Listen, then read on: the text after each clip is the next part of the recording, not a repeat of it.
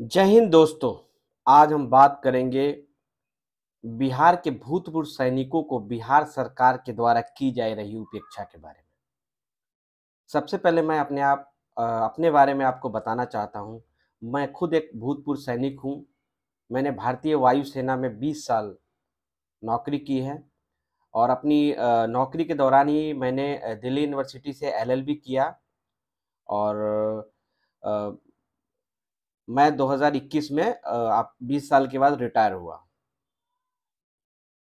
आज हम बात करेंगे जब 15 अगस्त 26 जनवरी आता है तो बड़ी-बड़ी बातें होती हैं, देशभक्ति की बातें होती हैं, सैनिकों की बातें होती हैं।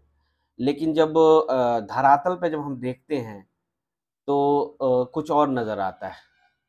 हम बात करेंगे बिहार के बारे में। बिहार में भूतपूर्व सैनिकों के साथ क्या हो रहा है? तो आपको कुछ इसके लिए हम डाटा दिखाना चाहेंगे। जैसा कि आप स्क्रीन पे देख पा रहे होंगे कि भारत सरकार भूतपूर्व सैनिकों को ग्रुप सी पोस्ट के लिए central government and ministerial departments में 10% रिजर्वेशन देती है एंड ग्रुप डी में 20% रिजर्वेशन देती है एंड 4.5% एक्स्ट्रा वार विडोज और डिसेबल्ड सोल्जर्स के लिए देती है। पीएसयू में सेंट्रल गवर्नमेंट 14.5% रिजर्वेशन देती है और ग्रुप डी पोस्टों के लिए 24.5% रिजर्वेशन देती है। बैंक्स में भी group C and group D के लिए 14.5% एंड 24.5% रिजर्वेशन दिया जाता है। साथ में रेलवे में भी भूतपूर्व सैनिकों के लिए 10% और 20% रिजर्वेशन का प्रावधान है ग्रुप सी और डी पोस्टों के लिए। साथ के साथ जो एक डीएसी बोला जाता है जिसको डिफेंस सिक्योरिटी कोर्स बोलते हैं, उसमें भी एक्स सर्विसमैन के लिए फुल्ली रिजर्वेशन होता है। इसके अलावा जो पारामिलिट्री में जो असिस्टेंट कमांडेंट की बहाली होती है उसमें भी 10% रिजर्वेशन भूतपूर्व सैनिकों को दिया जाता है। और अब हम बात करते हैं बिहार में और अन्य राज्यों में क्या रिजर्वेशन किसको कितना मिल रहा है भूतपूर्व सैनिकों को उसके बारे में।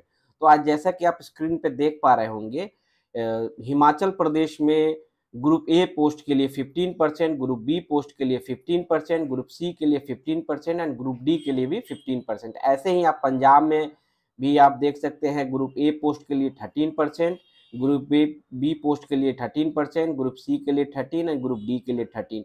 ऐसे ही चंडीगढ़ यूनियन टेरिटरी में भी ग्रुप ए पोस्ट के लिए 13%, ग्रुप बी पोस्ट के लिए 13%, ग्रुप सी के लिए 13% एंड ग्रुप डी के लिए 13% रिजर्वेशन का प्रावधान है भूतपूर्व सैनिकों के लिए।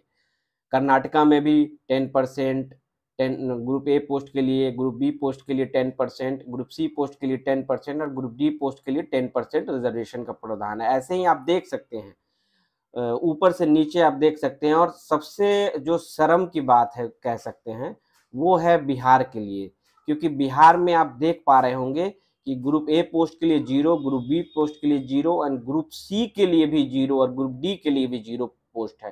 दैट मीन्स कि बिहार सरकार भूतपूर्व सैनिकों को किसी भी तरह का पदों के लिए आरक्षण नहीं देती है।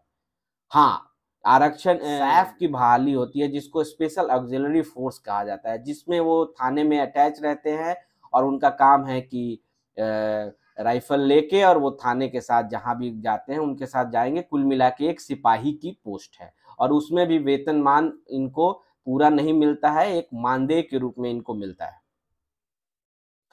जैसा कि आप लोग सोच रहे होंगे कि जो भी भूतपूर्व सैनिक है वो केवल वहाँ पे केवल ऐसा काम नहीं करते कि केवल वो वहाँ पे जाके बंदूक लेके और सिपाही का काम करते हैं। वो एक छोटे काम से लेके बड़े-बड़े वार लाइक सिचुएशंस में एयरक्राफ्ट को भी हैंडल करते हैं, टेक्नीशियंस होते हैं, नॉन टेक्नीशियंस होते हैं और उन्होंने सेवा अपनी नौकरी से पहले जो एजुकेशन ग्रहण किया है उसके अलावा भी सेवा में रहते हुए भी वो लोग काफ़ी सारा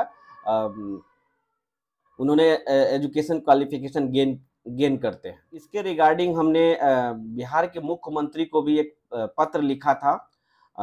हमने अपने एड्रेस को उसमें और फ़ोन नंबर बाकी चीज़ों को हाइड इसलिए कर दिया ड्यू टू कि कुछ सिक्योरिटी प्रॉब्लम। आपको ये भी बताना चाहते हैं कि भारतीय सेना में उत्तर प्रदेश के बाद बिहार के ही सबसे ज़्यादा लोग कार्यरत हैं, और जितने लोग काम करते हैं उसी में से लोग रिटायर होते हैं। तो इससे आप अंदाज़ा लगा सकते हैं कि बिहार में भूतपूर्व सैनिकों की संख्या बहुत ही ज़्यादा है।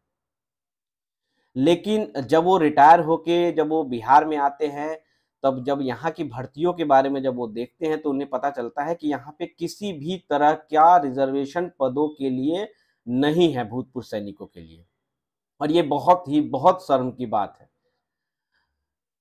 अब हम देख सकते हैं कि मैं तो खुद मैंने एलएलबी किया है, मैं अभी पटना हाई कोर्ट में प्रैक्टिस कर रहा हूँ, तो मुझे एक तरह से अगर नहीं भी नौकरी मिलती है तो कोई बहुत बड़ी बात नहीं है। लेकिन मैं उन लोगों का बात करना चाहता हूँ जिन्होंने अपनी पूरी जवानी सेना को दे दिया, और जब वो उस रिटायरमेंट के बाद जब वो अपने गृह राज्य में बिहार में आके चाहते हैं कि उनको कोई दूसरा काम मिल जाए, नौकरी मिल जाए, तो उनको एक सामान्य बच्चे जो कि 20-25 साल के बच्चे हैं, उनसे मुकाबला करना पड़ता है, जो कि कहीं भी किसी भी तरीके से सही नहीं। अब और दूसरा एक पक्ष इसका ये भी है कि जैसा कि आप जानते हैं कि भूतपूर्व सैनिक जो लोग भी होते हैं, वो एक बहुत ही डिसिप्लिन ज़िंदगी जीते हैं, और वो ना केवल अपने को डिसिप्लिन रखते हैं, बाकी वो समाज के लिए भी एक बहुत बड़ा एक एसेट्स हैं।